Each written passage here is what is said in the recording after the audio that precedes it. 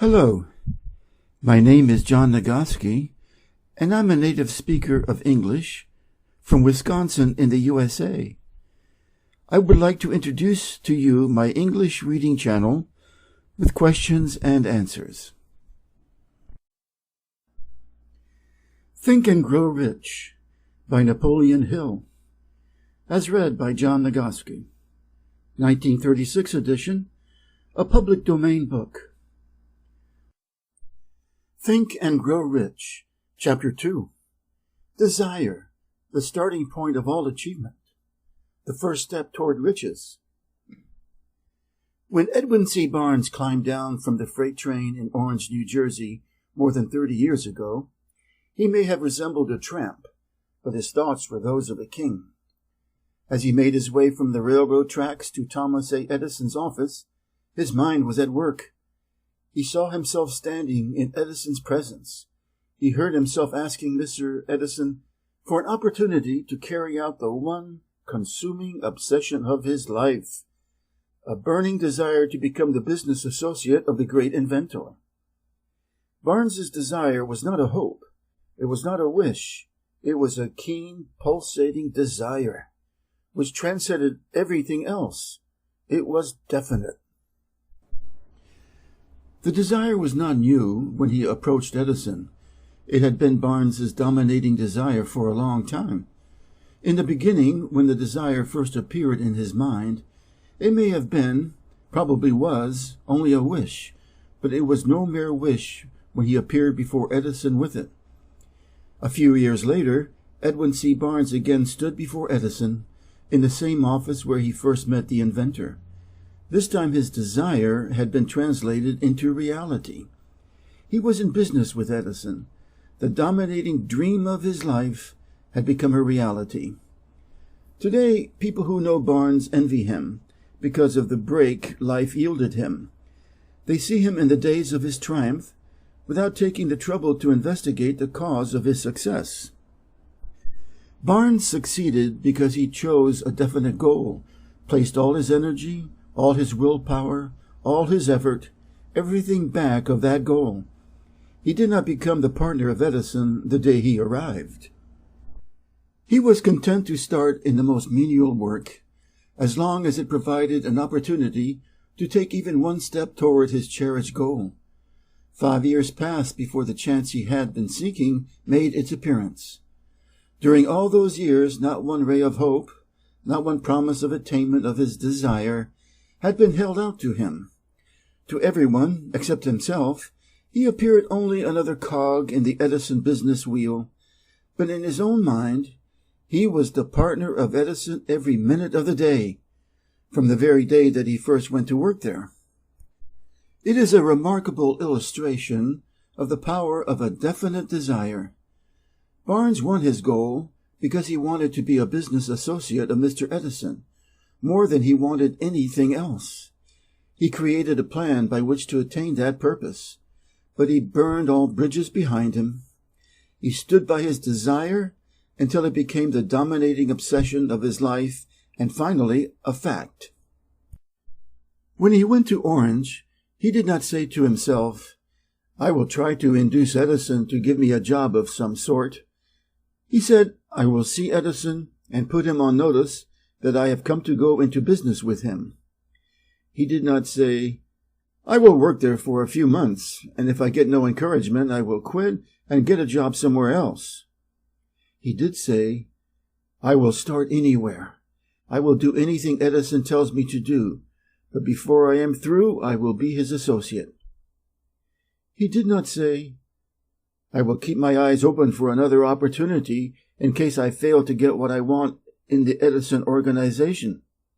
He said, "There is but one thing in this world that I am determined to have, and that is a business association with Thomas A. Edison. I will burn all bridges behind me and stake my entire future on my ability to get what I want." He left himself no possible way of retreat. He had to win or perish. That is all there is to the Barnes story of success. A long while ago, a great warrior faced a situation which made it necessary for him to make a decision which ensured his success on the battlefield. He was about to send his armies against a powerful foe whose men outnumbered his own. He loaded his soldiers into boats, sailed to the enemy's country, unloaded soldiers and equipment, then gave the order to burn the ships that had carried them. Addressing his men before the first battle, he said, "You see the boats going up in smoke? That means that we cannot leave these shores alive unless we win. We now have no choice. We win or we perish." They won. Every person who wins in any undertaking must be willing to burn his ships and cut all sources of retreat. Only by so doing can one be sure of maintaining that state of mind known as a burning desire to win, essential to success. The morning after the Great Chicago Fire, a group of merchants stood on State Street, looking at the smoky remains of what had been their stores. They went into a conference to decide if they would try to rebuild or leave Chicago and start over in a more promising section of the country. They reached a decision, all except one, to leave Chicago. The merchant who decided to stay and rebuild pointed a finger at the remains of his store and said, "Gentlemen, on that very spot I will build the world's greatest store, no matter how many times it may burn down." That was more than 50 years ago. The store was built. It stands there today, a towering monument to the power of that state of mind known as a burning desire. The easy thing for Marshall Field to have done would have been exactly what his fellow merchants did. When the going was hard and the future looked dismal, they pulled up and went where the going seemed easier. Mark well this difference between Marshall Field and the other merchants, because it is the same difference which distinguishes Edwin C. Barnes from thousands of other young men who have worked in the Edison organization. It is the same difference which distinguishes practically all who succeed from those who fail. Every human being who reaches the age of understanding of the purpose of money wishes for it. Wishing will not bring riches, but desiring riches with a state of mind that becomes an obsession, then planning definite ways and means to acquire riches, and backing those plans with persistence which does not recognize failure, will bring riches. The method by which desire for riches can be transmuted into financial equivalent consists of 6 definite practical steps. First, fix in your mind the exact amount of money you desire. It is not sufficient merely to say, "I want plenty of money." First, be definite as to the amount. There is a psychological reason for definiteness, which will be described in a subsequent chapter. Second, determine exactly what you intend to give in return for the money you desire. There is no such reality as something for nothing. Third, establish a definite date when you intend to possess the money you desire. Fourth, create a definite plan for carrying out your desire and begin at once, whether you are ready or not, to put this plan into action. Fifth, write out a clear, concise statement of the amount of money you intend to acquire. Name the time limit for its acquisition. State what you intend to give in return for the money, and describe clearly the plan through which you intend to accumulate it. 6. Read your written statement aloud twice daily, once just before retiring at night and once after arising in the morning. As you read, see and feel and believe yourself already in possession of the money. It is important that you follow the instructions described in these 6 steps. It is especially important that you observe and follow the instructions in the 6th paragraph. You may complain that it is impossible for you to see yourself in possession of money before you actually have it. Here is where a burning desire will come to your aid. If you truly desire money so keenly that your desire is an obsession, you will have no difficulty in convincing yourself that you will acquire it. The object is to want money and to become so determined to have it that you convince yourself you will have it. Only those who become money conscious ever accumulate great riches. Money consciousness means that the mind has become so thoroughly saturated with the desire for money, that one can see oneself already in possession of it. To the uninitiated, who has not been schooled in the working principles of the human mind, these instructions may appear impractical. It may be helpful to all who fail to recognize the soundness of the 6 steps to know that the information they convey was received from Andrew Carnegie, who began as an ordinary laborer in the steel mills, but managed, despite his humble beginning, to make these principles yield him a fortune of considerably more than $100 million. It may be a further help to know that the 6 steps here recommended were carefully scrutinized by the late Thomas A. Edison, who placed his stamp of approval upon them as being not only the steps essential for the accumulation of money, but necessary for the attainment of any definite goal. The steps call for no hard labor. They call for no sacrifice. They do not require one to become ridiculous or credulous. To apply them calls for no great amount of education. But the successful application of these 6 steps does call for sufficient imagination to enable one to see and to understand that accumulation of money cannot be left to chance, good fortune, and luck. One must realize that all who have accumulated great fortunes first did a certain amount of dreaming, hoping, wishing, desiring, and planning before they acquired money. You may as well know right here that you can never have riches in great quantities unless you can work yourself into a white heat of desire for money and actually believe you will possess it. You may as well know also that every great leader, from the dawn of civilization down to the present, was a dreamer. Christianity is the greatest potential power in the world today because its founder was an intense dreamer who had the vision and the imagination to see realities in their mental and spiritual form before they had been transmuted into physical form. If you do not see great riches in your imagination, you will never see them in your bank balance.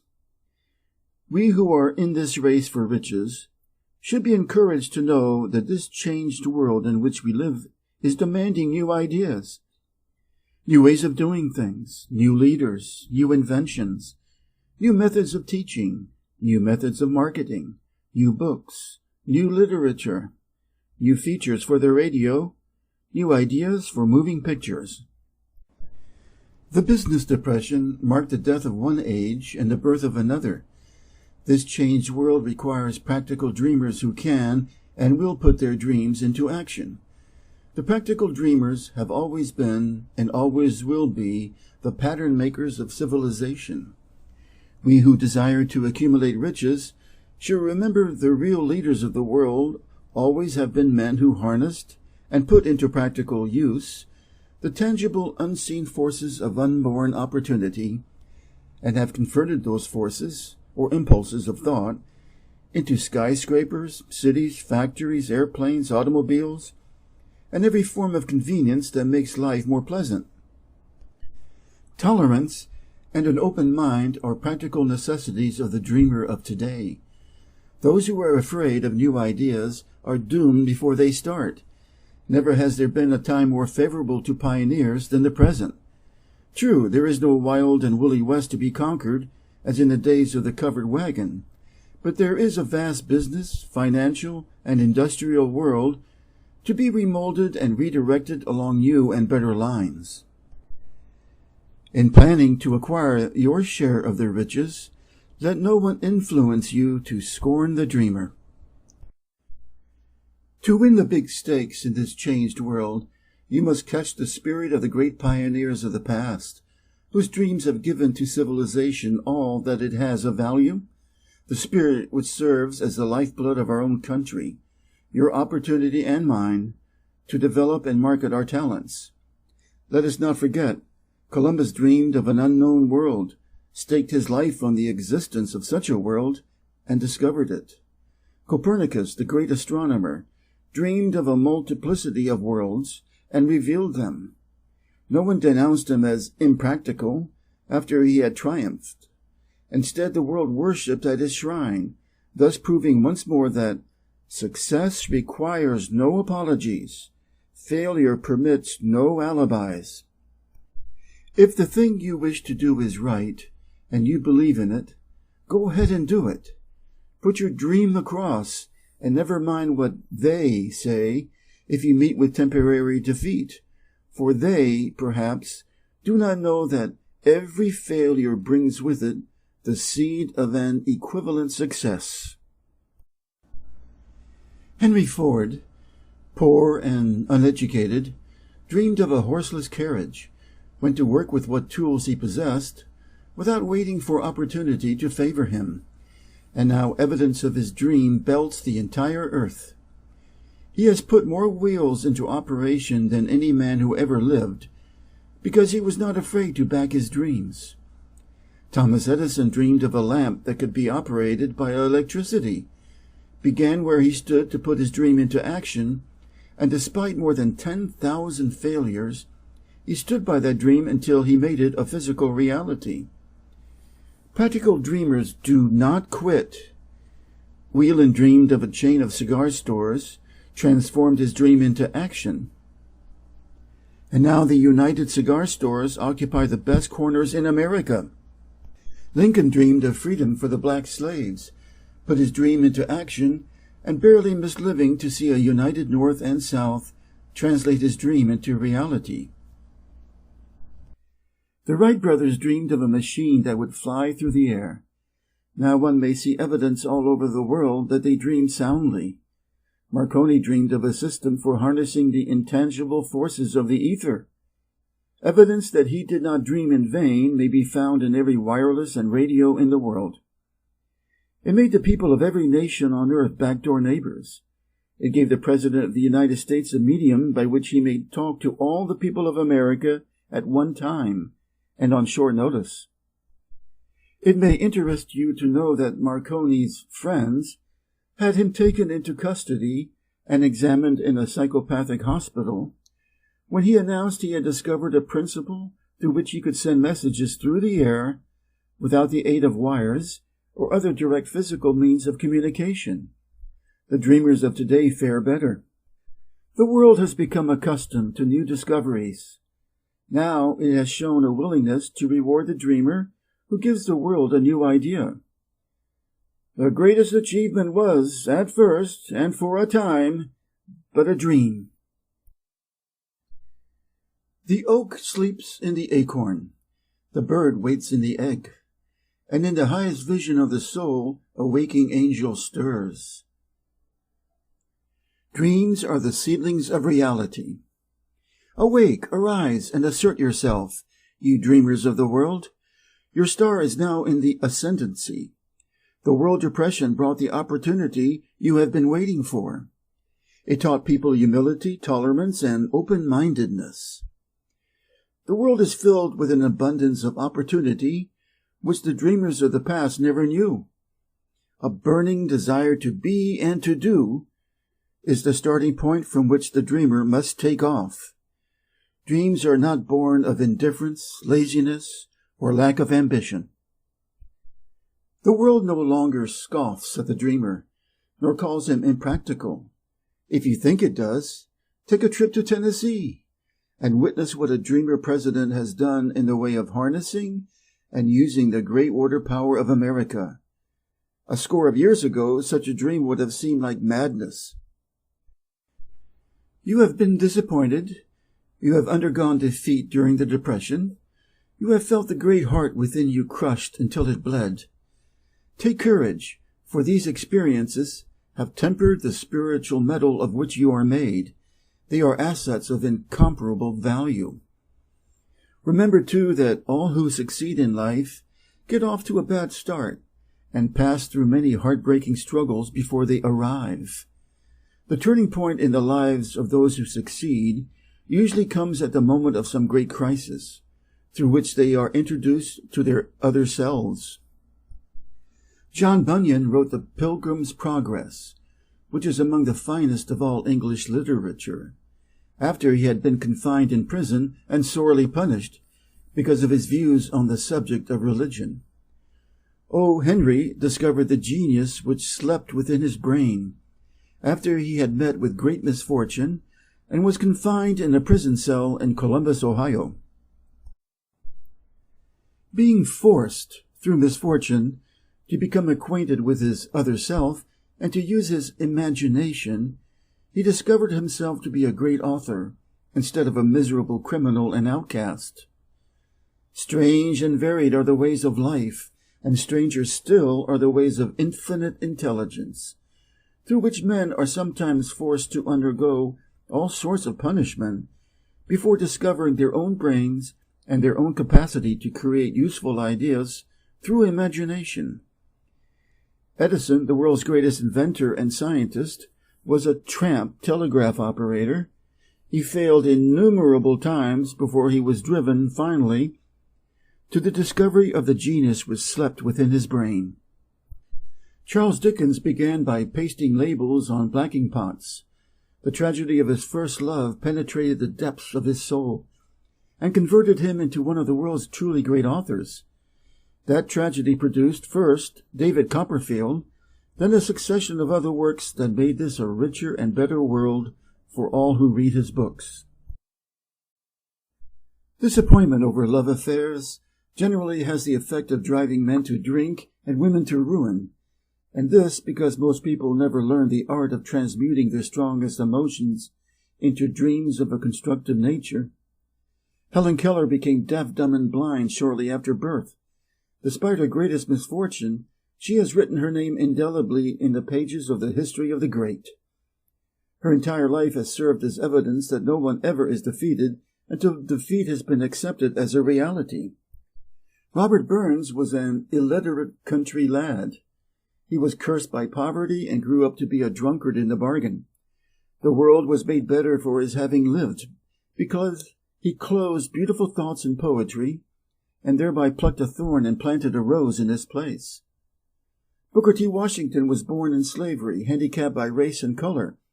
Because he was tolerant, had an open mind at all times and all subjects, and was a dreamer, he left his impress for good on an entire race. Beethoven was deaf, Milton was blind, but their names will last as long as time endures, because they dreamed and translated their dreams into organized thought. Before passing to the next chapter, kindle anew in your mind the fire of hope, faith, courage, and tolerance. If you have these states of mind, and a working knowledge of the principles described, all else that you need will come to you when you are ready for it. There is a difference between wishing for a thing and being ready to receive it. No one is ready for a thing until he believes he can acquire it. The state of mind must be belief, not mere hope or wish. Open-mindedness is essential for belief. Closed minds do not inspire faith, courage, and belief. Desire outwits Mother Nature. As a fitting climax to this chapter, I wish to introduce one of the most unusual persons I have ever known. I first saw him 24 years ago, a few minutes after he was born. He came into the world without any physical sign of ears, and the doctor admitted, when pressed for an opinion, that the child might be deaf and mute for life. I challenged the doctor's opinion. I had the right to do so. I was the child's father. I too reached a decision and rendered an opinion, but I expressed the opinion silently in the secrecy of my own heart. I decided that my son would hear and speak. Nature could send me a child without ears, but nature could not induce me to accept the reality of the affliction. In my own mind, I knew that my son would hear and speak. How? I was sure there must be a way, and I knew I would find it. I thought of the words of the immortal Emerson. The whole course of things goes to teach us faith. We need only obey. There is guidance for each of us, and by lowly listening we shall hear the right word. The right word? Desire. More than anything else, I desired that my son should not be a deaf mute. From that desire I never receded, not for a second. Many years previously I had written, Our only limitations are those we set up in our own minds. For the first time, I wondered if that statement were true. Lying on the bed in front of me was a newly born child without the natural equipment of hearing. Even though he might hear and speak, he was obviously disfigured for life.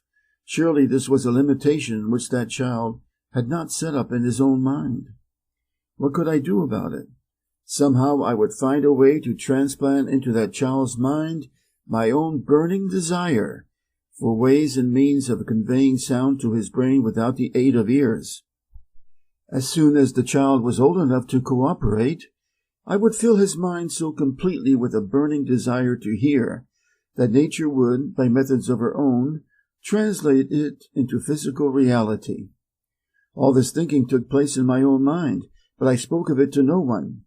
Every day I renewed the pledge I had made to myself not to accept a deaf mute for a son. As he grew older and began to take notice of things around him, we observed that he had a slight degree of hearing. When he reached the age when children usually begin talking, he made no attempt to speak, but we could tell by his actions that he could hear certain sounds slightly. That was all I wanted to know. I was convinced that if he could hear, even slightly, he might develop still greater hearing capacity. Then something happened which gave me hope. It came from an entirely unexpected source. We bought a Victrola. When the child heard the music for the first time, he went into ecstasies and promptly appropriated the machine. He soon showed a preference for certain records, among them, "It's a Long Way to Tipperary." On one occasion, he played that piece over and over for almost 2 hours, standing in front of the Victrola with his teeth clamped on the edge of the case. The significance of this self-formed habit of his did not become clear to us until years afterward, for we had never heard of the principle of bone conduction of sound at that time. Shortly after he appropriated the Victrola, I discovered that he could hear me quite clearly when I spoke with my lips touching his mastoid bone, or at the base of the brain. These discoveries placed in my possession the necessary media by which I began to translate into reality my burning desire to help my son develop hearing and speech. By that time he was making stabs at speaking certain words.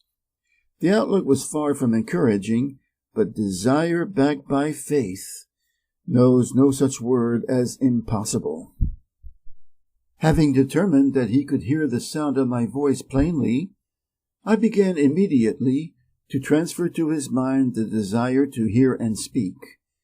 I soon discovered that the child enjoyed bedtime stories, so I went to work, creating stories designed to develop in him self-reliance, imagination, and a keen desire to hear and to be normal. There was one story in particular which I emphasized by giving it some new and dramatic coloring each time it was told.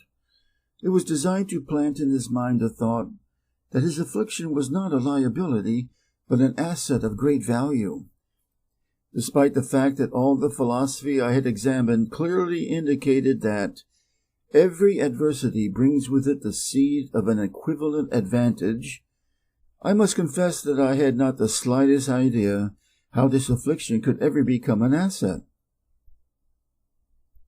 However, I continued my practice of wrapping that philosophy in bedtime stories, hoping the time would come when he would find some plan by which his handicap could be made to serve some useful purpose.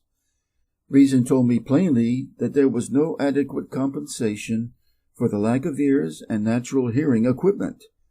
Desire backed by faith puts reason aside and inspired me to carry on. As I analyze the experience in retrospect, I can see now that my son's faith in me had much to do with the astounding results. He did not question anything I told him. I sold him the idea that he had a distinct advantage over his older brother, and that this advantage would reflect itself in many ways. For example, the teachers in school would observe that he had no ears, and because of this, They would show him special attention and treat him with extraordinary kindness. They always did. His mother saw to that by visiting the teachers and arranging with them to give the child the extra attention necessary. I sold him the idea, too, that when he became old enough to sell newspapers, his older brother had already become a newspaper merchant, he would have a big advantage over his brother, for the reason that people would pay him extra money for his wares, because they could see that he was a bright, industrious boy, despite the fact he had no ears. We could notice that gradually the child's hearing was improving. Moreover, he had not the slightest tendency to be self-conscious because of his affliction. When he was about 7, he showed the first evidence that our method of servicing his mind was bearing fruit. For several months he begged for the privilege of selling newspapers, but his mother would not give her consent. She was afraid that his deafness made it unsafe for him to go on the street alone. Finally, he took matters in his own hands. One afternoon, when he was left at home with the servants, he climbed through the kitchen window, shinnied to the ground, and set out on his own. He borrowed 6 cents in capital from the neighborhood shoemaker, invested it in papers, sold out, reinvested, and kept repeating until late in the evening. After balancing his accounts and paying back the 6 cents he had borrowed from his banker, he had a net profit of 42 cents. When we got home that night, we found him in bed asleep, with the money tightly clenched in his hand. His mother opened his hand, removed the coins, and cried. Of all things, crying over her son's first victory seemed so inappropriate. My reaction was the reverse. I laughed heartily, for I knew that my endeavor to plant in the child's mind an attitude of faith in himself had been successful. His mother saw in his first business venture a little deaf boy who had gone out in the streets and risked his life to earn money.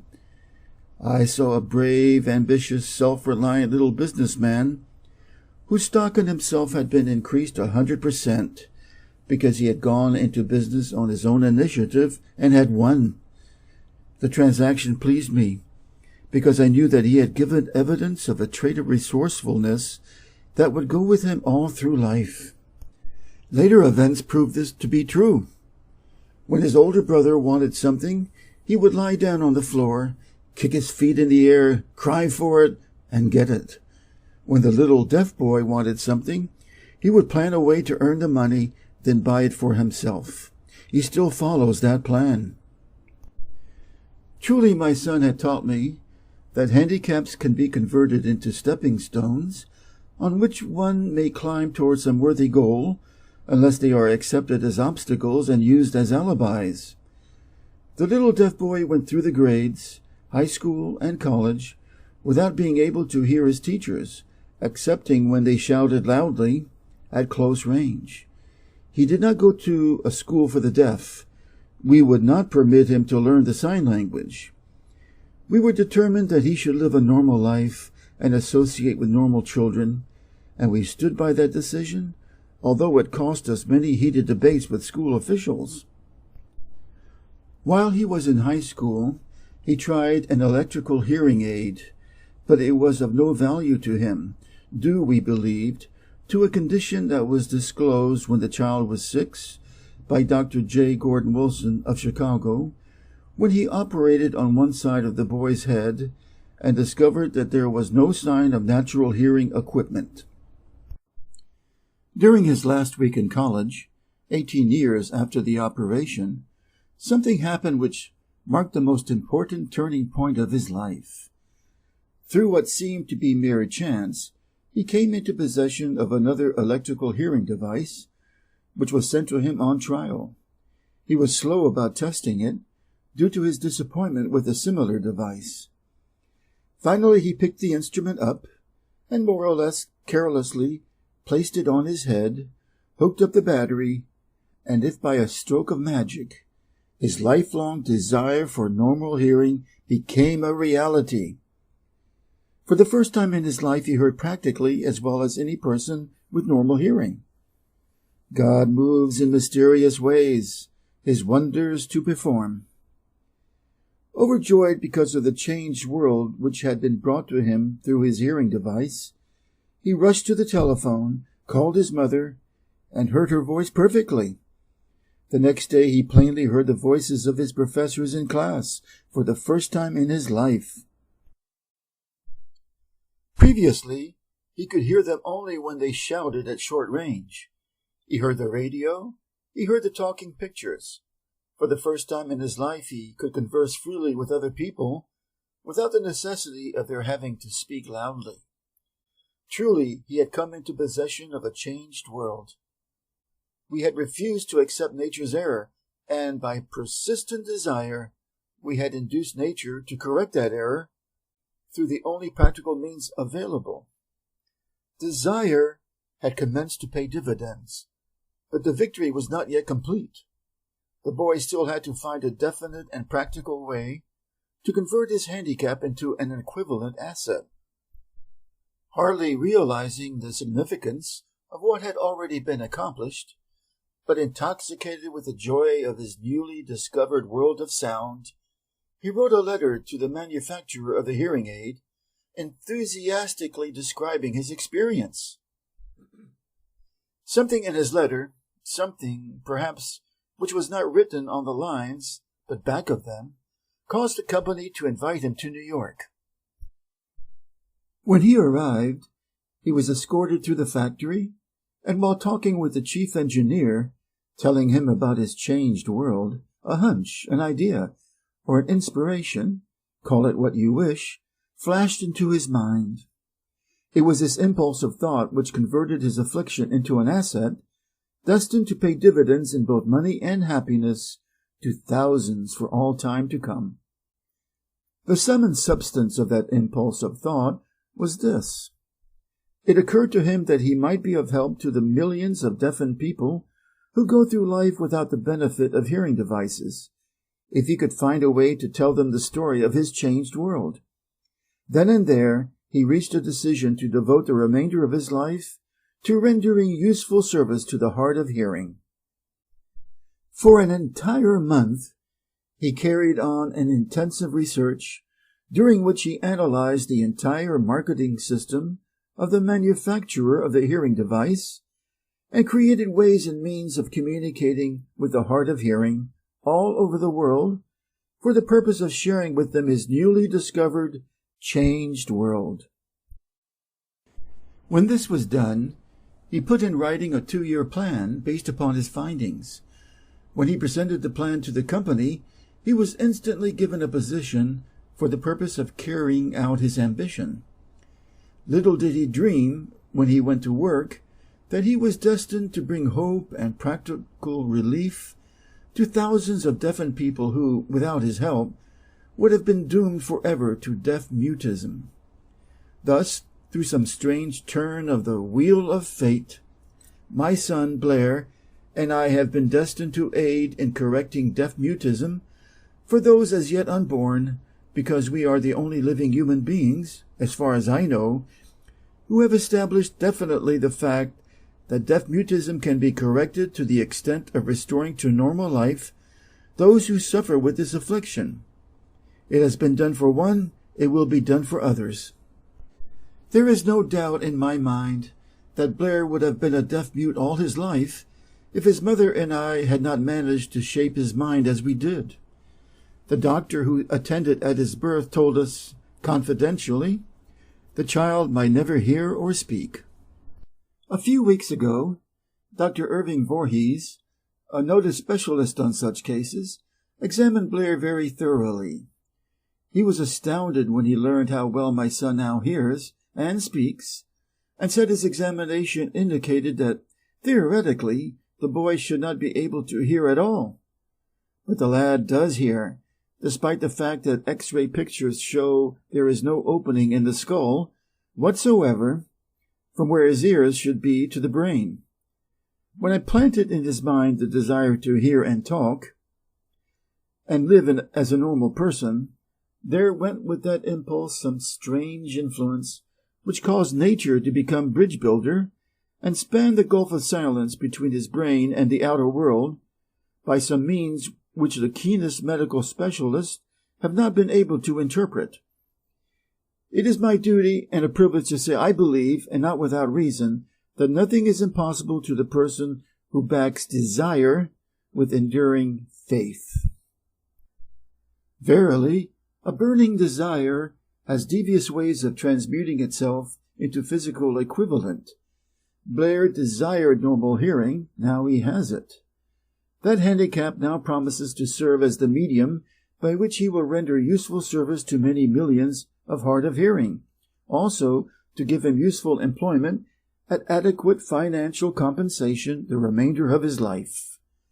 The little white lies I planted in his mind when he was a child, by leading him to believe his affliction would become a great asset, which he could capitalize, has justified itself. Verily, there is nothing, right or wrong, which belief plus burning desire cannot make real. These qualities are free to everyone. In all my experience in dealing with men and women who had personal problems, I never handled a single case which more definitely demonstrates the power of desire. Authors sometimes make the mistake of writing of subjects of which they have but superficial or very elementary knowledge. It has been my good fortune to have had the privilege of testing the soundness of the power of desire through the affliction of my own son. Perhaps it was providential that the experience came as it did, for surely no one is better prepared than he to serve as an example of what happens when desire is put to the test. Strange and imponderable is the power of the human mind. We do not understand the method by which it uses every circumstance, every individual, every physical thing within its reach, as a means of transmuting desire into its physical counterpart. Perhaps science will uncover this secret. I planted in my son's mind the desire to hear and to speak as any normal person hears and speaks. That desire has now become a reality. I planted in his mind the desire to convert his greatest handicap into his greatest asset. That desire has been realized. The modus operandi by which this astounding result was achieved is not hard to describe. It consisted of 3 very definite facts. First, I mixed faith with the desire for normal hearing, which I passed on to my son. Second, I communicated my desire to him in every conceivable way available through persistent, continuous effort over a period of years. Third, he believed me. As this chapter was being completed, news came of the death of Madame Schumann-Heink. One short paragraph in the News Dispatch gives the clue to this unusual woman's stupendous success as a singer. I quote the paragraph because the clue it contains is none other than desire. Early in her career, Madame Schumann-Heink visited the director of the Vienna Court Opera to have him test her voice, but he did not test it. After taking one look at the awkward and poorly dressed girl, he exclaimed, none too gently, "With such a face, and with no personality at all, how can you ever expect to succeed in opera? My good child, give up the idea. Buy a sewing machine and go to work. You can never be a singer." Never is a long time. The director of the Vienna Court Opera knew much about the technique of singing. He knew little about the power of desire when it assumes the proportion of an obsession. If he had known more of that power, he would not have made the mistake of condemning genius without giving it an opportunity. Several years ago, one of my business associates became ill. He became worse as time went on, and finally was taken to the hospital for an operation.